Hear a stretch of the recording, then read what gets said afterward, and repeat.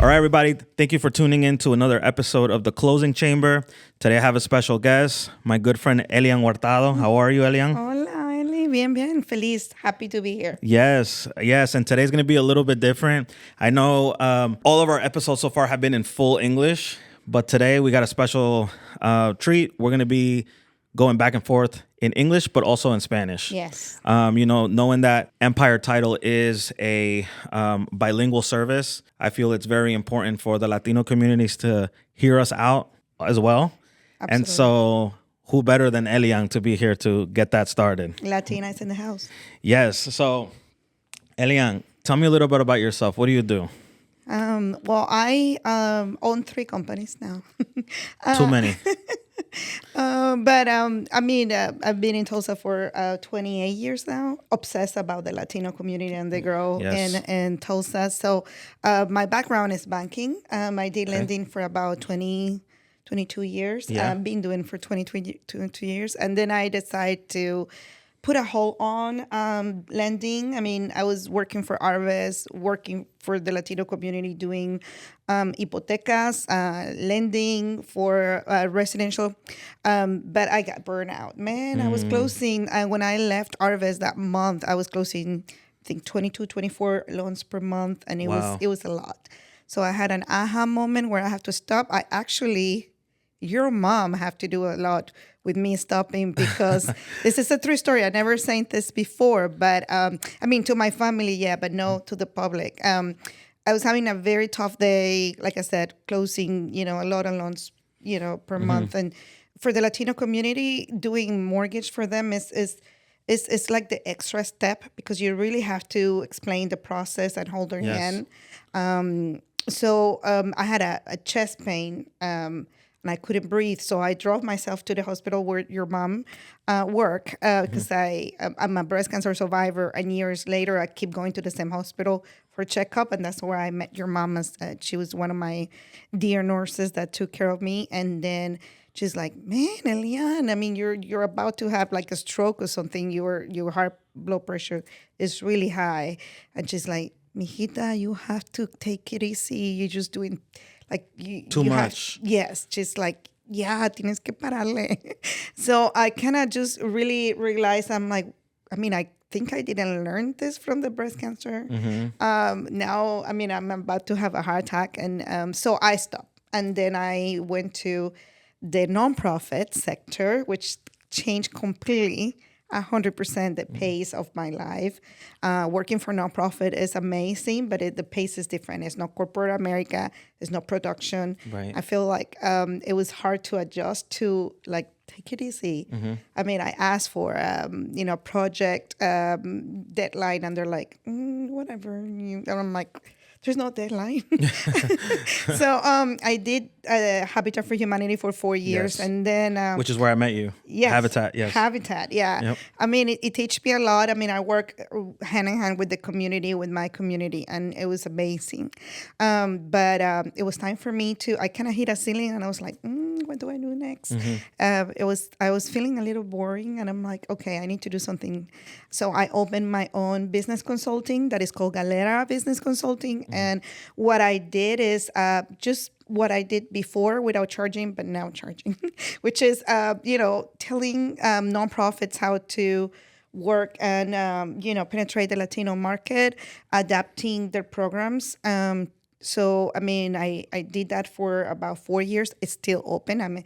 That's one of the companies that I'm refusing to stop working for Galera Consulting, especially because I have a national contract with NALCA, which is the National Latino organization that support small businesses and nonprofit organizations. So, I do that on the side, and I absolutely love that. That's my playground. That's what I do, that I enjoy every day. Yeah. And then 2 years ago, I opened Tulsa Latina Leadership as a co-owner or co-founder with Jadira McCoy and Abby Bermudez. 3 Latinas. She's from Puerto Rico. Abby's from Puerto Rico. And Abby's been on the show. Abby's been on the show. she She has. beat me. She beat- I wanted to be the first Latina in the show, but we represent our community really course, well. of course. Abby also have many other. I mean, she just Latina Leadership is not her only company as well. Yeah. And Jadira is from Honduras, so it's very, very mixed and diverse. It also, was born out of like the need that the Latinas have to meet, to get together in a safety environment, but Yes. also to lift out each other. Because I think that one of the things is that we think that we're alone as a Latina, like, no, pues, yo soy la que hago todo, like, the kids, the house, a businesswoman, but at the same time, you have to keep, tu esposo atendido, and then you have the pressure of the culture that you have to be a good wife. And so sometimes you feel overwhelmed, and the space that we provide in Tulsa Latina Leadership is like, this is your safe place that you can complain. And then the most important is that you can see that you're not the only one, that Right. there is 100 women just like you. Right. I started with SCORE, which is a nonprofit organization that decided to sponsor the first Latina Leadership Conference 2 years ago. And he said, it was a gringo, 100%. The guy was like, if you can sell 50 tickets, I'll be okay. And at that time, Latina Leadership was just, a thought. And we sold 80, and we have 20 people outside waiting to get in. And it was a total success, and that's why Wow. Tulsa Latina Leadership started. Wow. And then I'm like, I'm not only doing the consultant and the Tulsa Latina Leadership, but last year, I just had this thing that I'm like, I need to do something else. So Another thing. another thing. So one of my best friends, he lived in Arkansas. He used to be my assistant back in the days, and he was a top producer for one of the top mortgage company in Arkansas. We talk all the time, and he's like, let's do something with mortgage. Because my involvement with economic development in the city of Tulsa for the past 8 years, working as a commissioner for the mayor, I know what is coming to Tulsa. I know the purchasing power that the Latino community will have Yeah. here. And I know there's two things that is going to lead the real estate business in Tulsa. One is the Latino purchasing power and new construction. Yeah. So I'm like, okay, maybe I can do something about it. And then we interview several mortgage companies to become a mortgage lender myself, or to open my own branch. And we went across the country, interview with like 4 or 5 companies that were willing and able to open a branch here, and we found the one that really fit our need, and now I own my own branch and open my own branch. She does it all, people. She does it all. Like, oh my gosh. But I did. We started in February, and we opened doors in May. And June, we closed $2.7 million already. We have 3 loan officers, and it's exciting. So yes, I have those 3 projects going That's on. awesome. Yo te entiendo cuando hablas de tomar un break, right? Like getting mentally exhausted. Porque yo lo viví con Jeanette. She was working at a title company before, and she used to run the title company. And un día she was like, hey, yeah, it's enough. Yeah. And I was like, but what's enough? She goes, ya no me cabe nada en la mente. Like, estoy cansada, no solo físicamente, pero mentalmente. Y ya no lo quiero hacer. Ya perdí la pasión. Yeah. And so it's amazing what a mental break can do. Oh, It clears your mind. It does. It gives you direction. And now she's back in title, but now she owns it. she's on this title company, and she's my biggest. I mean, I'm so proud of her. You saw the post I did immediately. I'm like, this is the first Latina-owned title company in Tulsa. We have to support her. We have to endorse it. Thank you. Because the money is going to a minority business owner, and that's where we need to support and endorse. So I'm super proud of what she did, and of course the support that you have given her. But also, she worked for this. I mean, she has the trust. Yeah, Which she have it's the been a long investors. time coming. She has the investors. She has the realtors that said, I just don't want to do it with anybody else other than you. Right. So it's not. It didn't come with a free ticket. She worked for No, of this course. momentum. Of course, yeah. And so now that we're talking about that, so how important do you feel Latino-owned businesses are? Because, around the city, we see a lot of companies out there, even in real estate, that they make a sign in Spanish or they make a key in Spanish and they say, oh, we serve the Latino community. That to me is not serving the Latino community. Serving the Latino community to me is going to the Latino community and getting things done. And also being owned by Latinos. That is truly a Latino owned business. How important do you think it is right now to be a Latino owner? That's a really good question. I'm so glad you asked, because that's the fire on me. That was what kept me going, because this is the momentum right now. This is the time to be a Latino business owner in Tulsa. Back in the days, I don't know, 20 plus years ago, 71st stop at Mingo, 71st and Mingo after the mall. I mean, There's nothing after that. There was nothing after that. And you wanted to open a business and you have to just, speak English. And right now, this is the time. This is the momentum. About 3-4 years ago, we see many nonprofit organizations supporting Latino small business owners. And I'm obsessed with bringing the resources to my community. And I think that what is happening is that the resources always been there.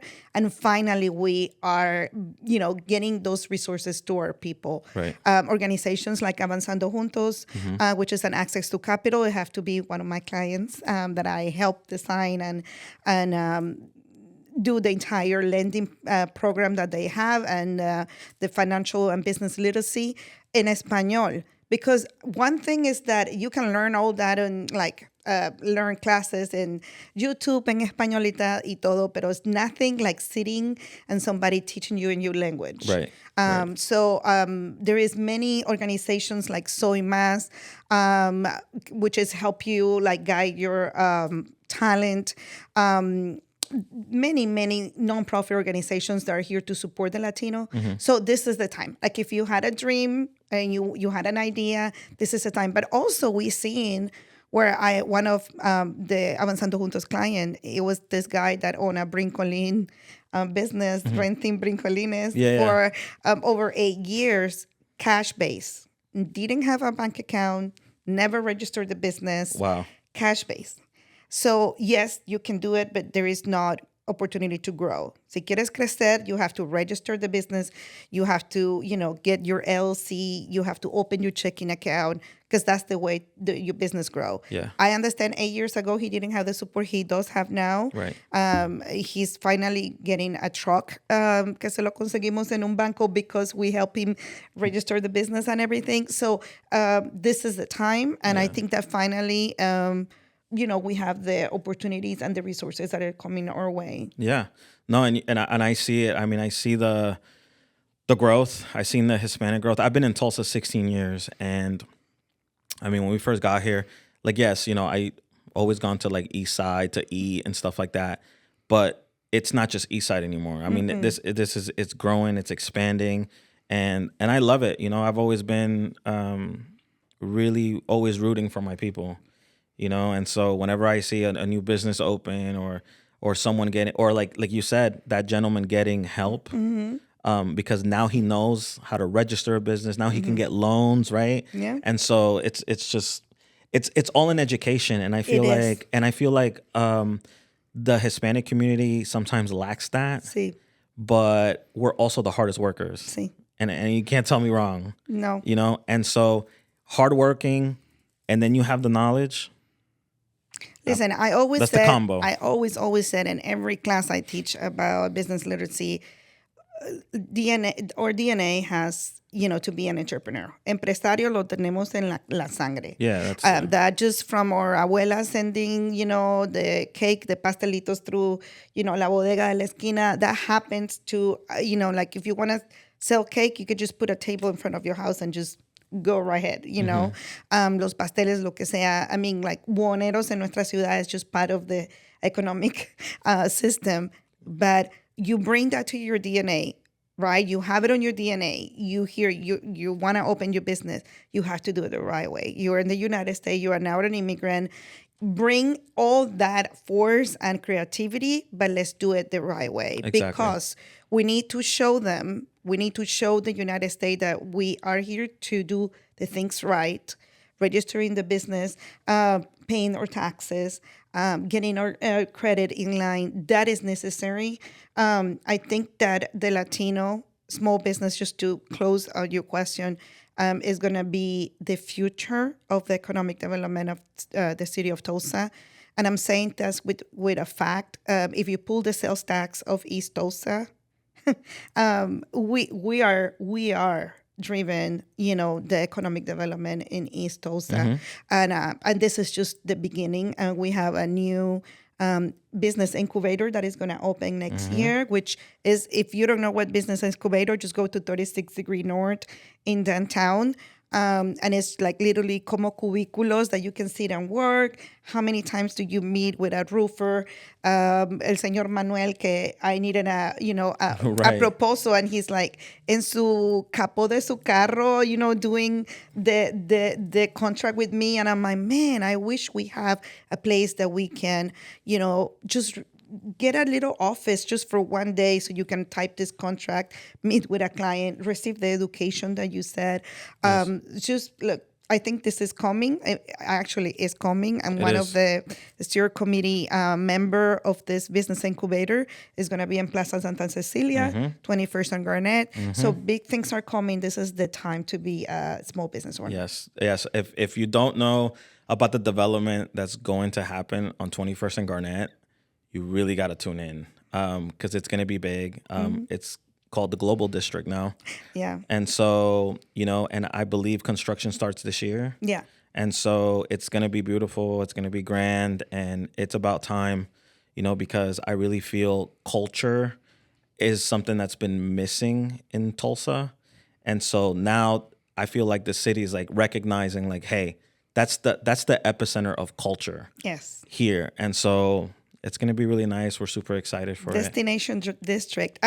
But that's another podcast. We can talk about the plans that is going to happen in East Tulsa. Global District is a part of it, but then va a venir una plaza donde van a estar los buses. Y lo que va a pasar en Plaza Santa Cecilia. In 18th Street, 18 and Garnett, there's going to be another big project. So we can make another podcast just to talk about East Tulsa. We'll dive into that. Yes. And maybe we'll invite some more people that know about it too. Yes. I would love to. We'll get into that. So Tulsa Latina leadership, right? You told me about it. I know Jeanette's been to it a couple times, también, and a couple of our other friends. For our viewers, can you tell them what that is? So Tulsa Latina Leadership is a networking group. And so over the years, in my searching, because I reinvent myself several times you have during my lifetime. Gotta evolve. And I'm not afraid to say it. I'm like, full of idea. I'm like, let me just start this. I realized that, like I said, we need a place to meet and to network and to see each other. And then I was like, okay, I wish I want to do this. And I did it the first time with this SCORE nonprofit organization. But then over the years, I'm like, man, we just need to do it and expect, like giving myself the value that I should do this as a for-profit instead of non-profit. Because I'm like, okay, well, I have the connections. I have the trust of the community. One lady told me on the first conference we did, she said that it was just like, oh my goodness.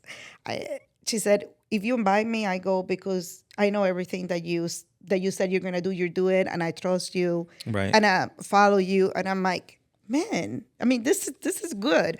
Like I said, we have 80 women, business owner or no business owner, but Latinas in one room, wanting to learn, wanting to, expresarse.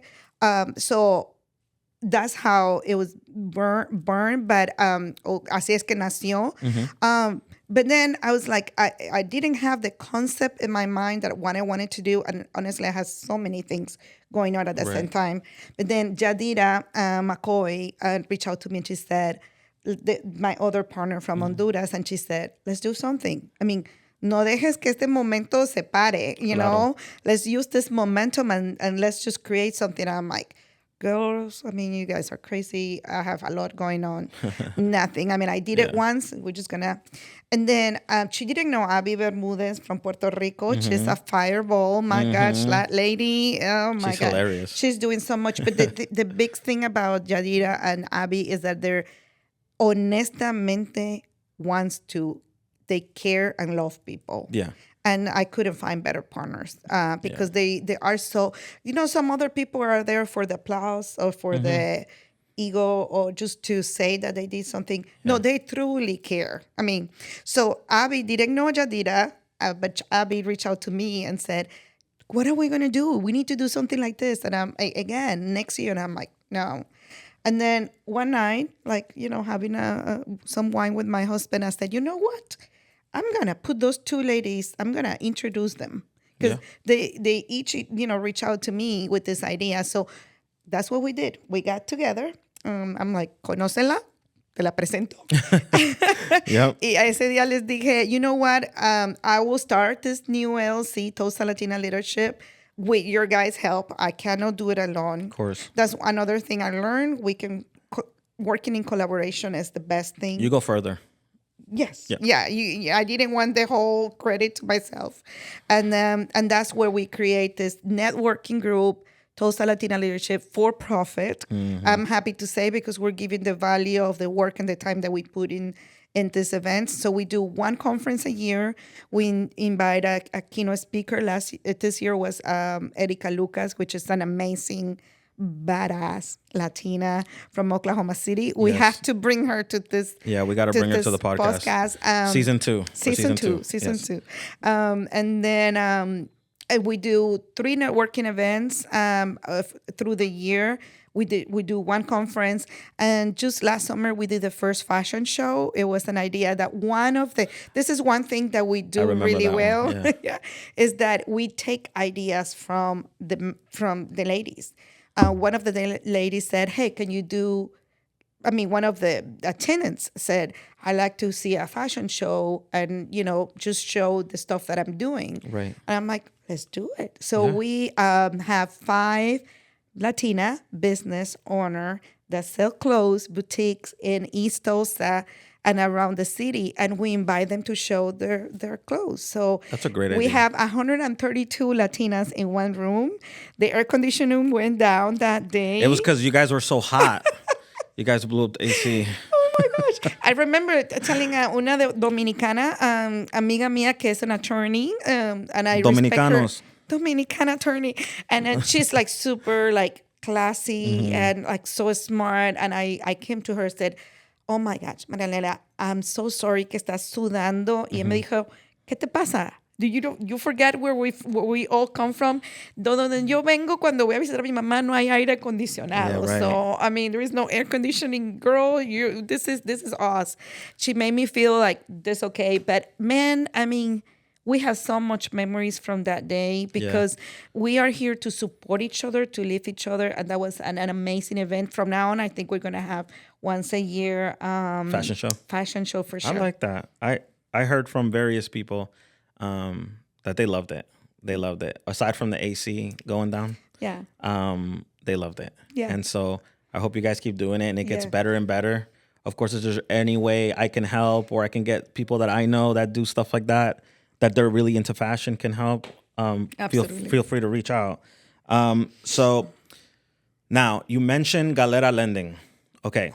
So if we look around the city, if we look around the country, most mortgage brokers are men, Sí, right? Señor. So I've said this before on previous podcasts. I'm really big on women starting businesses. It's because I come from a single mom. So tell me, what is it like to be a mortgage broker and being a female? Man, that's a really good question. I think todo es mental. It's all in your head. I think you have to be secure about what you do and what you bring to the table. You have to, feel good about yourself. I think that because the knowledge I come, to the industry with 20 plus years, to me, walking into the mortgage, it feels like I'm good. I mean, I can compete with any other men up there. I have my moments when we decide to sign with Revolution Mortgage. My partner and I went to Ohio, where home office is, and we did the tour and everything. And then we have this dinner, fancy dinner, in this steakhouse. And I look around and I see 8 men over 40, and I'm the only female, and not only that, but Latina in the table. And I look at my partner, and he's considered a minority. I mean, he's married, he's gay, he adopted a kid. I mean, together, my partner and I, we cannot be more minority. I mean, the guy is Latino, gay, He's a good dude. adopted a kid from Asia. I mean, just like we're the entire, modern family type of minority leading this concept. So yes. I look at him and I said, you know what? I have to interact. It was like an interview. They were asking questions. When we left the meeting, I said, we should have taken a picture. I was the only female, sitting in the table. But I never felt once intimidated because I dominated the information. It's just I had the experience. Yeah. And I was like, okay, if at the end of the dinner, they say, what can we do to sign you? I mean, just like, we need to have you guys. And, of course, that helped me with my self-esteem and moving forward. But yes, it is tough. I think that it was tougher before when I was working for a bank or like I wasn't the boss. Right now that I'm the boss, I'd really, honestly, just that, I'm like, I got this. There is no competition. I'm my own competition. But back in the days when I was producing, I did see the difference between, like such and such was top producer. But yeah, he was like, a male, that could play golf and smoke cigar with doctors, where I'm like, and he could close 10 loans and make twice the money I was making. And I was closing 24 loans, working nonstop. And I didn't have the luxury to, even do networking or anything with my clients, because it was like, I wasn't probably on the construction side taking disclosures for my borrowers to sign. So it was a very not the same reality, but it was the same. Probably yo trabajaba más que él, but él estaba haciendo for sure 3 times the money I was making. So maybe I'm here to, maybe es un revenge. Pero no es un revenge. Es como que eso me anima de que, you know what, then I can be my own boss, and then I can hire maybe, the future's Elian that can make as much money as that guy made years ago. I like that. Yeah, I mean, I think we see it, and we talked about it in a previous podcast too, about how, men do the same job but make more money. Same. And so, but I feel like it's starting to really level out, because there's some amazing women out there that are doing amazing things. And so, I mean, you can't ignore that. No. It's almost like there's a saying like keep working until you can't be ignored. Yeah. And so, we do have to work harder. That's for sure. I mean, for some reason, but we do have to work harder. It's because society's not used to it. Yeah. That's just what it is. But they're starting to get used to it. Yeah. So, okay, we're going to go way back now, okay? Okay. How long ago did you said, how long have you been doing lending? Yo empecé en el 2002, so 22 years. 22 years, okay. So we're going to go back 22 years, okay? Sí. I want you to think about, because I don't ever forget my first deal. I want you to think about the first deal you ever closed. Okay, do you remember? I absolutely remember. Okay, it made me tear up because I remember his name completamente. He's no longer here with us, so I can say his name, Rafael de Casas. And I remember his first house was $45,000. Wow. 45,000. You don't find that no more. And it was so hard to get him approved. It was so hard. It was like, I think life was telling me, this is the challenges. I'm gonna give you an example of the challenges that you're gonna pass with working with the Latino community. This is a true statement. He didn't know how to sign his name. Wow. I had to teach him how to do his initial. Wow. But the reward I felt when this guy closed his house and he was 60 something and it was his first home. So talking about a first loan, I mean, I would never. When you asked me that question, I was like, how can I forget Rafael de Casas? I mean, it was challenging. One underwriter, the first interaction with underwriter, she said, I don't even know why he's doing this. I mean, why does he want to buy? And I'm like, you don't understand. You can be 65 and still have, the dreams, the American dream. And I made that possible for him. And it was like, era la vitamina that I needed. You can tell it took me to 22 years later. I'm not stopping. I think that it was a good start. At that time, I was with Wells Fargo, which I have to say, Wells Fargo back in the days was a lot about diversity, inclusion, Latinos, TIN. But Oklahoma wasn't a banking state for Wells Fargo. So I had to travel yearly to like national conference where all the Latino loan officers were. And that's what I learned a lot from working with the Latino. But it was funny when I came back to Oklahoma after those conferences, I just always hit a wall because we weren't there yet. That's 22 years ago. Right. But I'm proud of that Rafael Casas loan. And I think that it gave me the courage and the force and the vitamins that I needed to be where I am right now. And so, do you remember? If you guys didn't see the camera, he was crying.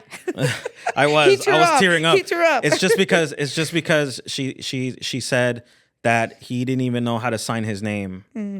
That just tells you the education level and the just somebody who just knew how to work but didn't know how to act on his hard work. And so it just brought me back to the time when my mom bought for her first house, and my grandma and my uncles. And so, I come from a family of immigrants. So, yeah. So, sorry. I'm not gonna get invited again because I'm you're making fine. you emotional. You're fine. So, what did you feel when you were with him at the closing table?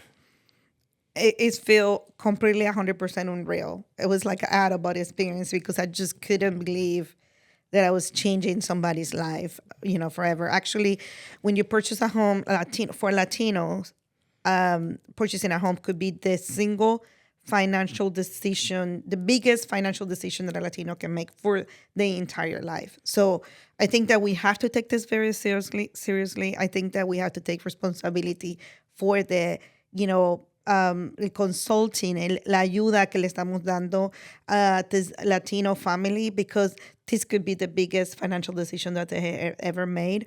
And it was the pure concept of the American dream. That's why I describe it as an out-of-the-body experience, because I was like, oh my gosh, my faith is where it needs to be. But at that time, I probably wasn't as close as God as I am right now. I'm thinking that time God knew exactly where to put me. Because over the years, if I count how many families I helped to become homeowners, is because God wanted me to be in this position. And, absolutely. Yeah. Because we're here to change lives, right? Yes. So, and can you imagine, I'm sure he had kids, right? Yes. So can you imagine what it does for his kids to see their dad buying a property, because I know generations who go generations without owning a house. They just rent. And so imagine what it does to the next generation by seeing somebody buy a property, especially in the US, if they come from somewhere else. Yeah. And so that man and you, I guess, didn't know at the time exactly the impact you guys were having on his bloodline. Yes. Right?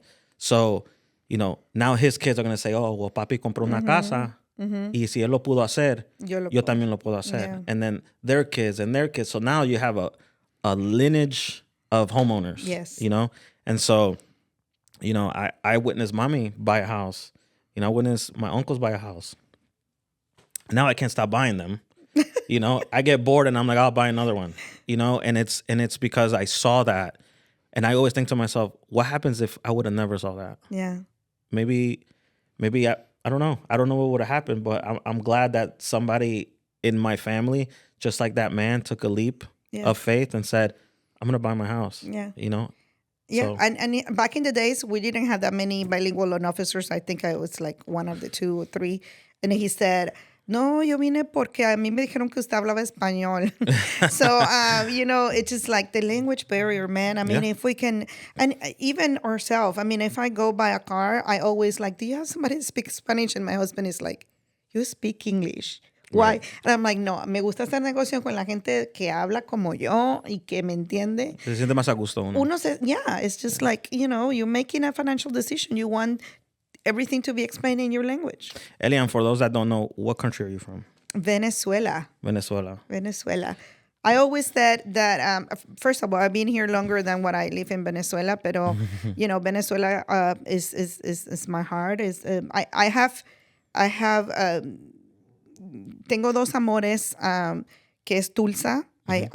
I am in love with the city. My love for Tulsa, and I told the mayor the other day, this is what happened. Tulsa get through your vein and through your bones, and it's just like they don't, it's like I have this profound love for Tulsa. I came here when I was 21 years old, and me siento que me abrazó. It hugged me, and it had never let me go, and it gave me the opportunities to where I am right now. Yeah. But Venezuela is my home country, is my heart, and we're suffering right now to what is going on there. No, pero Venezuela va a ser libre un día. Amen. I know that. And so I mean, I feel the same way. I felt the same way when I first got here to Tulsa. I was a kid. I was 19. And so, I was like, oh, my God, it's so boring here. There's nothing to do. But I feel like God really he placed you here too, placed me here in a place that we had no idea how much it was going to grow. And so I feel like I've grown with the city. Oh, yeah. And so it's just a good feeling. I always say New York raised me, but Tulsa made me. Oh, oh my, that's so good. Always. So, I'm going to steal it. Steal it. I'm going to steal it. Steal it. That's fine. Venezuela made me, but Tulsa, no, Venezuela Venezuela raised you. Raised me, but Tulsa made you. Oh, so good. There you go. So, okay. So for those that don't know how to reach out to you for anything, for either, whether it's Tulsa Latina, whether it's Galera Lending, or for consulting, how can they reach you? So I have the same phone number for over 28 years, so we're good. Okay. I'm not going to change it. I'm working on a website. I have a website that is galeraconsulting.com. And I have, of course, the Galera Lending. And I'm trying to just make one that is elianhurtado.com so it can have the 3 companies on once. That'd be nice. I think I realized that I'm the brand instead of so if you're going to locate me, just go to the website and then click on whatever page you want to, service you want. But my phone number, 918-378-2772. I think social media has been a blessing for me. I wasn't a social media person, but I went to a mastermind conference in San Diego a few years ago, and it opened my eyes about how important it is to have a social media present. Yeah. The minute I started investing in social media myself, I'm just like, not only for business, but if I had to tell the community to take advantage of any resources, or if I want to show a picture of my family, I always tell business owner, you have to be personal.